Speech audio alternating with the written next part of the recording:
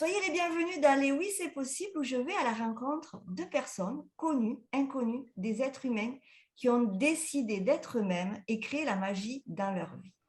Pour ceux qui ne me connaissent pas encore, je suis Céline Boiteux, femme de soins, coach certifiée en neurosciences, conférencière, chroniqueuse radio, et je vous accompagne à vous métamorphoser, remettre de la vie dans votre vie en se reconnectant à votre puissance, votre authenticité et l'amour de vous-même. C'est ce que j'appelle moi être dans la santé de sa vie.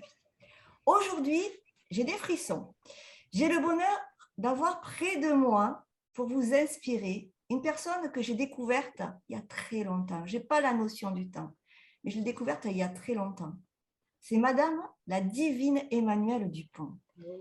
Son histoire de vie est tellement puissante. Née sous X, cadette de 3 enfants, cette belle métisse va expérimenter la vie.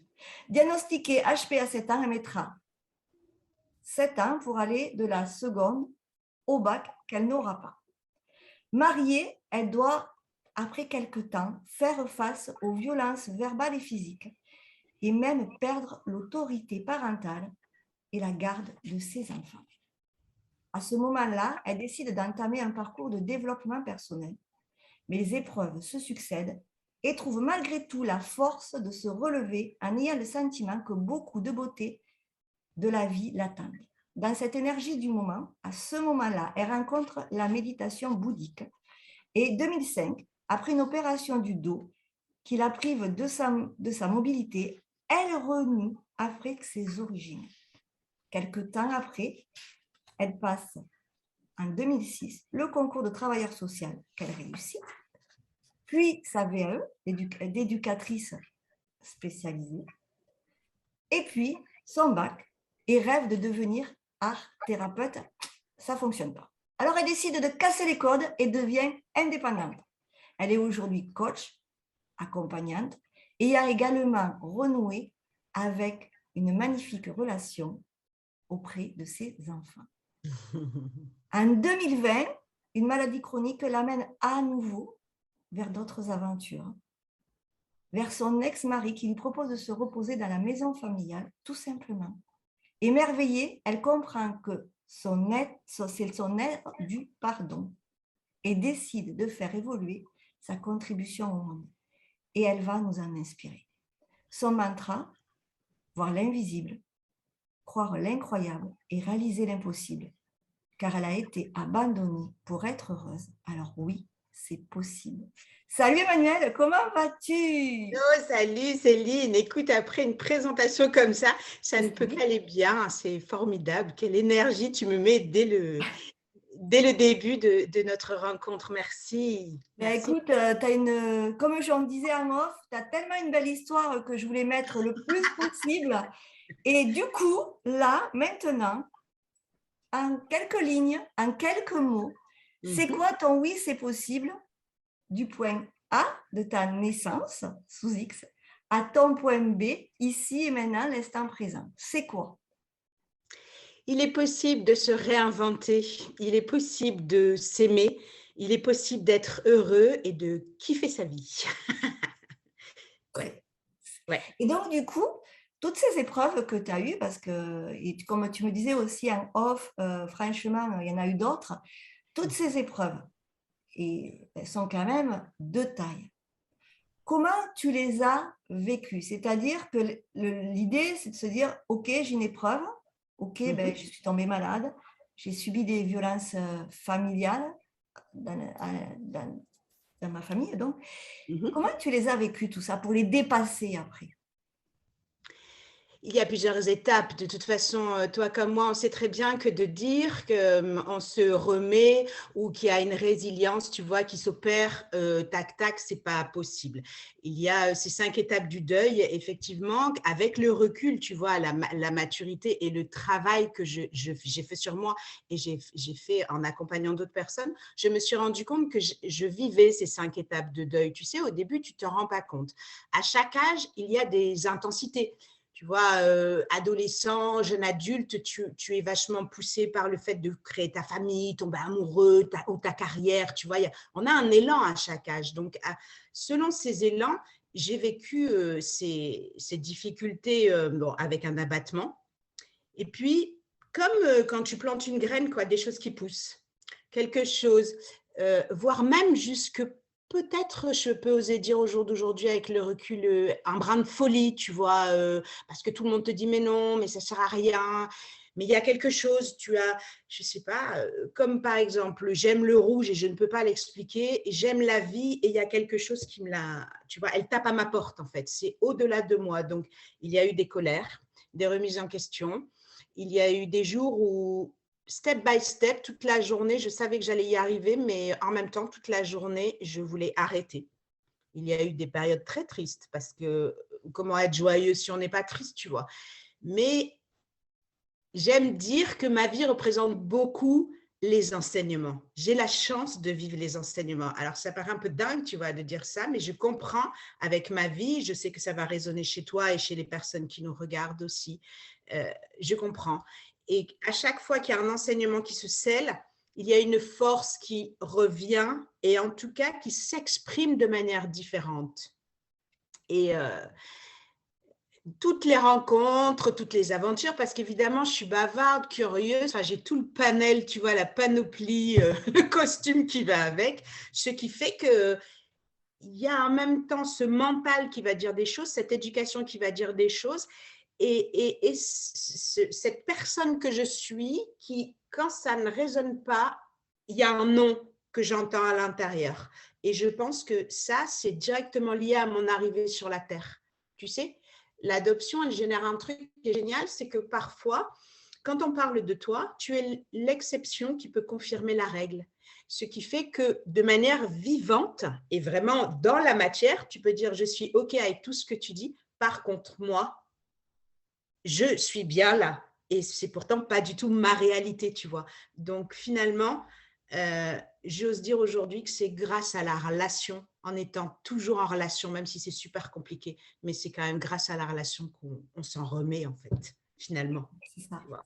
Ouais. Et du coup, ta petite enfance, on va dire enfant, adolescente, etc.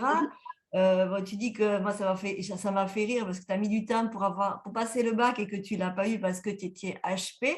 Et c'est vrai qu'à l'époque, à nos époques, parce qu'on a peut-être à peu près le même âge, Je pense. HP, dyslexique, dyspraxique, etc., on en était très loin. Et justement, peut-être qu'il y aura des parents qui écoutent et qui ont des enfants HP ou qui ont des enfants en situation, comme on dit, de handicap par rapport à tout ça. Comment tu as vécu ton HP? Parce que j'aime pas dire, j'ai un problème, moi, les étiquettes, Eh ben, Mais je comment tu as vécu, toi? Voilà, comment tu pourrais témoigner, toi, de ton parcours quand tu as été diagnostiqué HP? Comment tu l'as vécu, ça? Parce que tu étais petite, quoi. Enfin, tu étais ado, quoi. Voilà, c'était pas… J'avais 7 ans quand on a… Si tu veux, ce qui s'est passé, c'est qu'à l'époque, donc pour situer de manière temporelle un peu plus précise, moi, je suis née en 67. Donc, tu vois, à la fin des années 60, donc, tu vois, il y avait mai 68 et tout ça. J'aime bien me remettre dans un contexte énergétique et je sais qu'en tant qu'énergéticienne aussi, tu vois, c'est plus simple. Donc, imaginons des parents adoptent 3 enfants, et 3 enfants qui ne sont pas en plus qui n'ont pas de lien de sang. Donc, une reconstitution de fratrie avec 3 enfants adoptés et 3 enfants métis. Donc, tu vois, mes parents, c'était quand même il y a un côté warrior, tu vois. Ouais, allons-y, à côté, tout est possible, tu vois, quand même. Donc, exactement. Et en 1967. en 1967. Donc, il y a eu ce regard extérieur qui, quand on est enfant, c'est le regard extérieur qui nous construit, tu vois, parce qu'on n'a pas cette conscience de nous-mêmes, etc. Donc, moi, j'avais des dysfonctionnements, entre guillemets, comportementaux, tu vois, enfin, des choses qui montraient que je n'étais pas forcément épanouie, beaucoup de vomissements, de l'acétone, un petit poids, tu vois, une agitation physique, toujours une envie d'être dehors et jamais à l'intérieur. Et à cette époque-là, il y avait des médecins de famille. Et donc, le médecin de famille venait régulièrement, tu vois, pour les petites maladies, etc. Et c'est en discutant avec mes parents qu'il m'a conseillé de faire de la danse. J'ai commencé à 2 ans et demi, mais qui n'était pas de la danse, en fait, de l'expression corporelle. Donc, déjà, par le biais du corps, il y a eu certaines gestions qui ont pu se faire, ou en tout cas, certains équilibres. mes états internes émotionnels me déséquilibraient, la danse me rééquilibrait, tu vois. Donc, j'arrivais peut-être pas vers un très haut, mais en tout cas, j'arrivais à rééquilibrer. Et puis, ben, ensuite, les maîtresses, l'école, tout ça, disaient aux parents à l'époque, faites faire des tests. À l'époque, on appelait ça des tests de QI. C'était un peu, entre guillemets, la mode, quoi, si tu veux. C'était la température pour savoir si l'enfant était vraiment scolarisable dans l'univers où il était. Je montrais des signes d'intelligence, en tout cas de compréhension. Par contre, je montrais des signes de réticence, tu vois, une espèce de retrait, une évasion. Je regardais les nuages, un côté rebelle, tu sais. Bon, chaque enseignant n'est pas stupide et on a cette sensibilité, tu vois. Donc, quand ça a été diagnostiqué, ça a été un petit peu compliqué parce que ça te pèse. Tu es considéré comme supérieurement intelligent à la moyenne et en même temps, tu amènes des résultats, puisque malheureusement, enfin en tout cas, j'ose dire malheureusement pour moi, nous sommes encore notés, tu vois, dans ces systèmes évalués, tata. Mais j'avais cette évasion et cette histoire extraordinaire que je chérissais parce que j'étais pas comme les autres, tu vois. Et du coup, j'ai appris différemment et jusqu'à en faire mon mode d'apprentissage, tu vois, à m'autoriser à posséder ce mode d'apprentissage. Parce qu'après, c'est ça, derrière, il y a l'autorisation. C'est ça, c'est Et donner oui, l'autorisation. c'est donner l'autorisation. Ouais. Et du coup, alors moi déjà, je tiens à préciser que Emmanuelle est une danseuse. On vous mettra tous ces liens. Et encore, tu danses pas beaucoup. On ne te voit pas beaucoup danser à ce moment. Non, en ce moment, non. Non. Voilà, parce que tu es fatiguée, mais allez la découvrir, vous verrez sur son fil d'actualité. Et puis, elle joue divinement comment ça s'appelle cet instrument? Le handball, Voilà. Donc, allez voir parce que c'est vraiment un bel univers. Et du coup, donc, tu as fait ta scolarité, tu t'es mariée, comme j'ai dit, ben, tu as subi des violences familiales. Tu as perdu l'autorité parentale et perdu ben, la garde de tes enfants. oui. Comment la maman a vécu ça à ce moment-là? J'ai développé un tempérament au fur et à mesure du temps où je rentre en sidération, tu vois. J'ai eu ce côté rebelle, hyperactif, parce qu'en plus, avec une énergie de vie forte, tu vois, et des paradoxes, tu vois, assez opposés, j'ai eu ces chocs, tu vois, qui font, d'ailleurs, c'est le principe de la montagne, hein, des plaques tectoniques qui se heurtent, et tu vois, il n'y a rien à faire. La vie nous montre aussi que quand on essaie de monter, et donc j'ai eu ça, j'ai eu cette sidération, j'ai eu des envies de meurtre, j'ai eu des envies de suicide, j'ai pas compris, j'ai pleuré. Et puis, les rencontres. Je me suis abandonnée aussi, puisque quand on vit des épisodes qui nous détruisent le cœur et qui nous font vraiment nous remettre en question profondément, parce que je t'assure que d'avoir l'estampille dysfonctionnelle en tant que maman, bah, tu te dis, waouh, bah, ça vient s'ajouter. C'est pareil, c'était en 2002, donc je n'étais pas si âgée que ça, et ça venait cumuler à un abandon, donc un rejet, tu vois, qui n'était pas totalement intégré, digéré, compris, réalisé, en fait. Donc ça a été difficile. Ouais. Et puis ça a été une observation, des rencontres et une envie de m'en sortir, donc une curiosité d'aller mettre en place des choses pour m'en sortir. Ça, Donc, oui. c'est important ce que tu dis, une curiosité, c'est-à-dire dans la sidération passée, qui est tout à fait normale, et les colères, les émotions très fortes passées, et je dirais jamais assez, je pense que tu ne me contrediras pas, de vivre l'émotion, parce qu'on est dans une société où le développement personnel nous apprend à être la positive attitude, et là, c'est juste, pour moi, ça, c'est un truc qui est juste impossible et qui met en stress les personnes qui vivent des émotions ou des situations douloureuses. Tout à fait. Donc, non. Donc, après tout ça, tout ce passage-là, tout ce tsunami émotionnel, cette Voilà. curiosité d'aller se dire, OK, mais je veux m'en sortir. Et tu avais déjà cette force de naître sous X. Tu avais finalement, tu t'es incarné dans ce corps de ta mère pour y aller, quoi. Tu n'es pas venu pour rien, quoi. Tu ne vas pas te Non. dire, oh, les gars, c'est pas possible, là. Non, non, là, je continue. Donc, malgré toutes les épreuves, tu te relèves Tu continues, tu as ce feu sacré en toi qui te donne l'opportunité de continuer et de passer tes concours, de devenir éduc de jeunes enfants, travailleur social avant plutôt. Et malgré tout, entre-temps, un problème de santé à nouveau, donc ton corps te parle. Oui. Tu Ah, vois, en fait, c'est c'est la toujours femme lui. de soins qui parle. C'est toujours lui, tu vois, toujours, Voilà. toujours. Et à chaque fois que ça se succédait, les épreuves de santé, finalement, tu te disais quoi? Tu te disais, mais c'est pas possible, j'ai un Non, truc. c'est pas possible. C'est pas.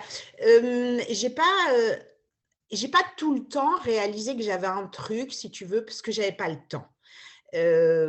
J'habitais dans le Midi, donc on est en 2002, je perds la garde de mes enfants, je reste dans le Midi, je perds la garde de mes enfants aussi, et je sais que je subis un chantage de l'homme, donc le papa de mes enfants, qui pour lui, pour des raisons qui lui appartiennent, le divorce était tellement inconcevable que, en fait, voilà, il y a rien à faire, il y a ses propres mécanismes qui se mettent en place. Et nous avons tous nos propres mécanismes de défense, et je ne diabolise rien du tout, tu vois. Donc, mais en même temps, je suis dans le Midi, j'ai du recul, puisque j'ai 1200 km, tu vois, de recul, puisque mes enfants sont toujours à Lille, et ma famille est à Lille, et j'ai ma famille qui me laisse un peu tomber en me disant que je n'en fais qu'à ma tête, et je suis une révoltée, tu vois, incompréhension, scission, mais j'ai du neuf. Et on ne peut pas faire du vieux avec du neuf. Ça, c'est quelque chose, tu vois aussi, quand je disais tout à l'heure, j'ai la chance de vivre les enseignements, voilà. J'ai cette vie magnifique, miraculeuse, tu vois, avec une incarnation, de toute façon, depuis que je suis toute petite, que c'est possible. Et j'ai du coup cet entraînement, tu sais, c'est le truc de l'enfant, t'es pas cap, tu vois. Et j'ai ça. Donc, quelque part, j'ai toute ma vie qui me dit t'es pas cap, tout l'extérieur qui me dit t'es pas cap, mais j'ai des ressources, j'ai quelque chose, tu vois. J'ai ces études de travailleur social aussi, tu vois, en miroir qui m'apprennent sans que j'ai rien demandé. Et j'ai 2005 cette opération du dos qui là, bon, par contre, hein, tu vois, au niveau de mon ego, je suis bien scotchée, hyper active pour beaucoup me fuir et fuir toutes ces miasmes que j'ai dans le cerveau, tu vois, et je ne peux plus donc du coup récupérer mon souffle et me ressourcer par rapport à la danse. Et là, je décide de réaliser l'irréalisable, c'est-à-dire que ma vie, c'est soit je continue à vivre comme ça, mais de toute façon, je vais mourir et je le sais, je le sens, parce que finalement, il y a quand même quelque chose qui s'étiole, ou alors je me mets un truc, un défi, tu vois, voilà, je réunis tout. Et je rencontre le bouddhisme en 2005, donc mars 2005, l'opération du dos, septembre 2005, je rencontre le bouddhisme et la méditation. Et comme je suis une dealeuse, je deal avec la vie.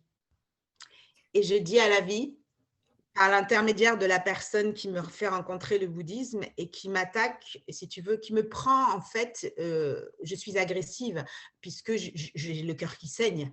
Et donc, il y a l'agressivité, tu vois. Et c'est là aussi où je commence à comprendre que l'agressivité n'est pas une tare, mais que l'agressivité est une réaction d'un corps, d'une unité qui n'est pas là, de charge que tu supportes, et c'est insupportable. Effectivement, je vis l'insupportable, en plus avec un timing hyper serré, tu vois, clac, clac, clac, je crois. La vie me parle, Les uns derrière les autres. et je ne comprends pas. Et du coup, j'ai cet homme qui me dit, suite à une rencontre, cet homme me dit, waouh, t'es heureuse toi, mais t'as une sale gueule, tu vois, tellement j'ai une aura.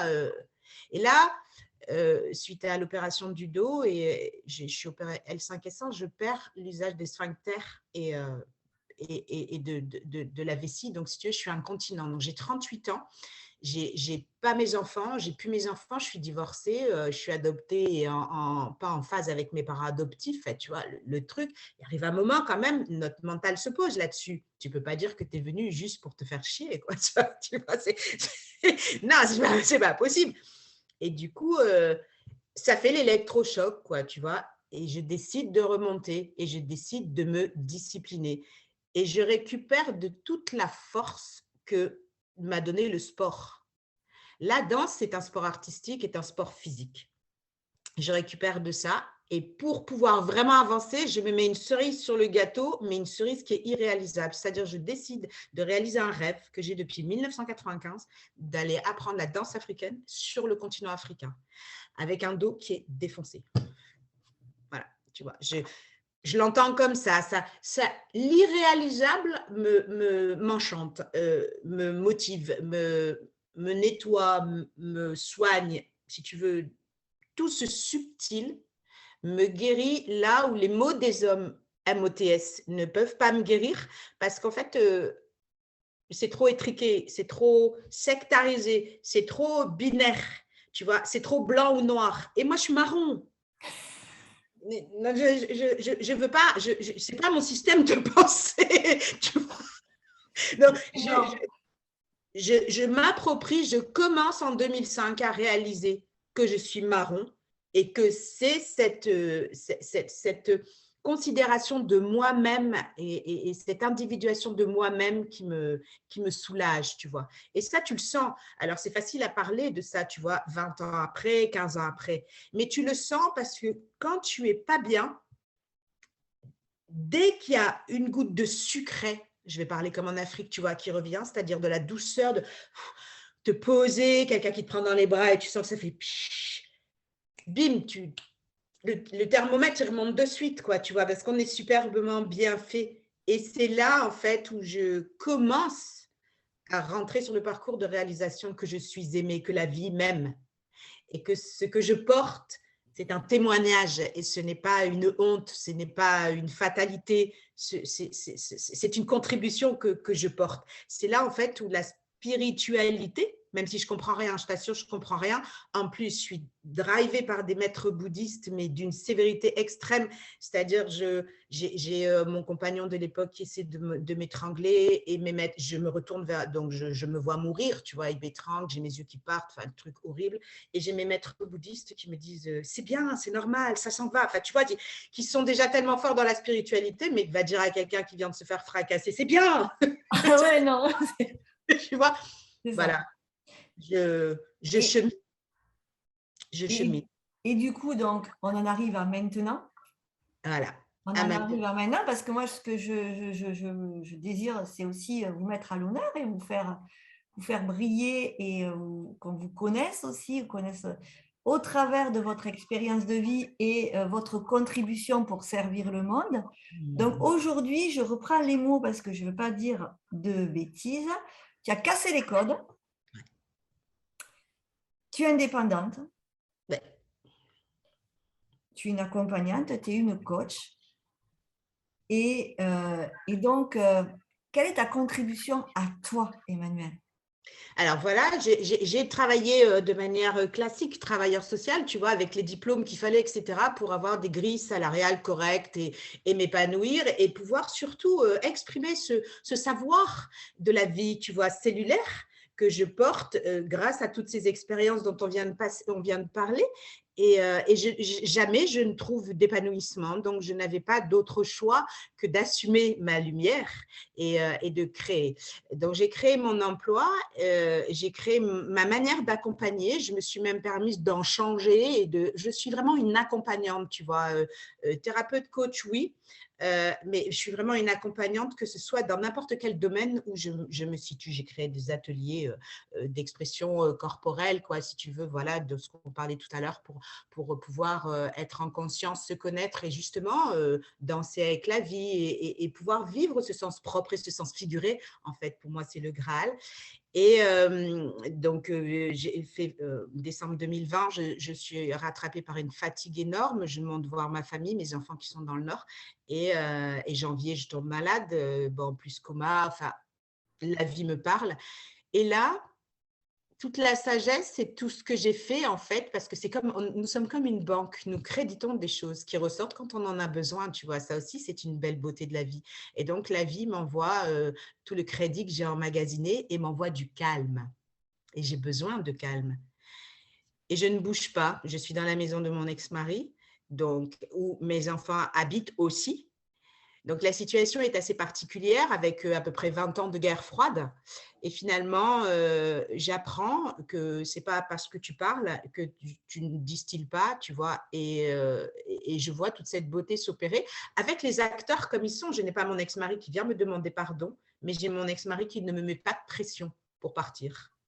tu vois, qui ne m'impose pas, ni mon fils ni mon ex-mari ne m'impose de travailler. Donc, du coup, au niveau du boulot, je suis en stand-by, quoi, tu vois, parce que j'ai besoin de récupérer un peu plus d'énergie et une motivation. Parce que d'être accompagnant, ça demande d'avoir un focus et d'avoir une disponibilité vis-à-vis de l'autre, tu vois, pour l'instant, je suis encore fragile par rapport à ça.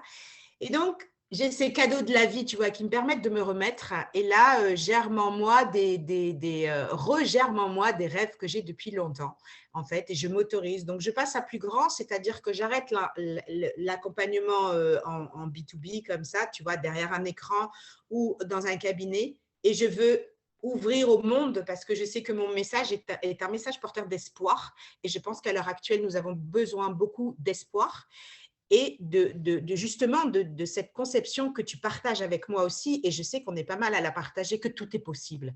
Et on a besoin de cas concrets, quoi, tu vois. Moi, je suis un cas d'école et je l'accepte volontiers parce que l'école, c'est la vie. Nous sommes à l'école de la vie, tu vois. J'ai la chance d'avoir craqué les codes. Et c'est un bonheur. Donc oui, il y a l'ego qui dit « Ouais, mais tu n'as pas eu ci, tu n'as pas eu ça, nani, nana. » Mais tu vois, allez hop, lui, au moins, il est amadoué. Parce que c'est ça le truc, c'est pas de virer les choses, c'est de comprendre et d'amanouer. Et je rentre dans une période où je me fous la paix. Et quand on se fout vraiment la paix, tu vois, c'est formidable. Donc, j'ambitionne d'avoir une chaîne YouTube internationale parce que je veux témoigner, je veux faire participer. Je suis un pont, je m'appelle Dupont, je trouve ça excellent, tu vois. C'est vrai, c'est vrai. Ça va jusque-là, tu vois, métisse, sur 2 pôles, donc mes origines, Belgique et Congo, tu vois, donc un pôle nord-sud et tout ça. J'ai un positionnement par rapport à ça. Donc, il y a l'écriture qui arrive. J'ai tendance à faire un peu tout en même temps. C'est pour ça que des fois, j'ai des temps de gestation qui sont assez longs. Tu vois, c'est comme quand tu ranges, je ne sais pas, il y a des femmes, elles me disent ça pareil. Moi, j'ai eu plusieurs chantiers, tu vois, parce que c'est comme ça que j'évolue en fait. Tellement ce besoin ou cette deuxième nature que j'ai, je ne peux pas encore le dire, mais en tout cas, j'ai en moi ce process de réunification. Puisque de toute façon, si jamais je me scinde en deux entre nord-sud, c'est très clair, je ne peux pas vivre, c'est invivable, tu vois. Et à force d'avoir ce cheminement, de m'entraîner, de discuter avec des gens, d'avoir cette curiosité, d'aller voir, tu vois, de m'autoriser, de pouvoir vivre, ça va bientôt faire 1 an, je ne suis plus obligée de travailler. Imagine déjà, rien que ça, je pourrais faire 3 livres.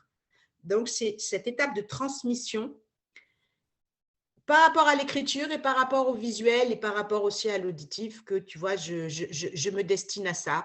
Et pourquoi pas monter une école de formation ou m'entretenir, me réunir auprès de collaborateurs, collaboratrices où on pourra faire un partenariat par rapport à une école. Parce que c'est pareil, je veux le collectif. La belle co-création, en fait. J'en ai besoin. Tu vois, j'ai fini. Voilà. On est à l'ère de la co-création, c'est fini. Enfin, voilà, le nouveau monde qui arrive, c'est la co-création. Hein. Donc, de toute manière, on est des co-créateurs. La première fois que j'ai entendu ce mot-là, moi, c'était Lilou Massé qui en parlait. Et il y avait 2015. Ouais, 2015, voilà. Donc, elle était 2014-2015, oui, avec le premier défi des 100 jours. Et c'est comme ça qu'on s'est rencontrés. Voilà, je ne me souvenais plus la date, 2015. Et on fait un petit coucou ici à la belle Delphine. Ah oui. Voilà. Salut Delphine. Mais voilà, c'est l'ère de la co-création. Et toi, je veux dire, tu es quand même une ambassadrice de la co-création. Donc, oui.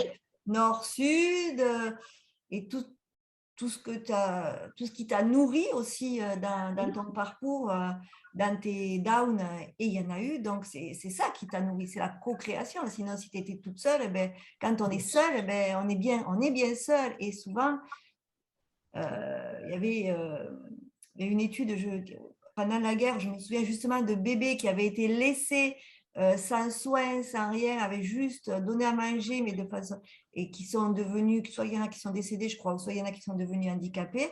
Il y avait une étude comme ça. Donc, on a besoin de l'autre, on a besoin de chacun de nous, et chacun a apporté sa graine pour le monde meilleur qui est en train de se créer. Ma belle Emmanuelle, je te remercie profondément. On arrive au terme de l'interview. C'est moi vraiment, vraiment. C'était très beau, c'était inspirant. Vous retrouverez ton compte Facebook, une chaîne YouTube aussi. Oui, nouvelle ère, oui. Nouvelle ère. Un site internet. Non, toujours pas, tu vois, voilà, non. Voilà, on dit dans le milieu en cours de réalisation. Oui, tu vois, ça fait partie des choses sur lesquelles je joue en fait. C'est pas, ça n'a rien à voir avec l'extérieur et c'est pas de la rébellion ni du rejet. Je joue avec ça. J'ai besoin moi d'avoir des choses simples. Pour l'instant, je ne maîtrise pas tout et avoir des prestataires, j'en ai eu, mais ça ne me satisfait. Tu vois, il y avait quelque chose, il y avait toujours un manque.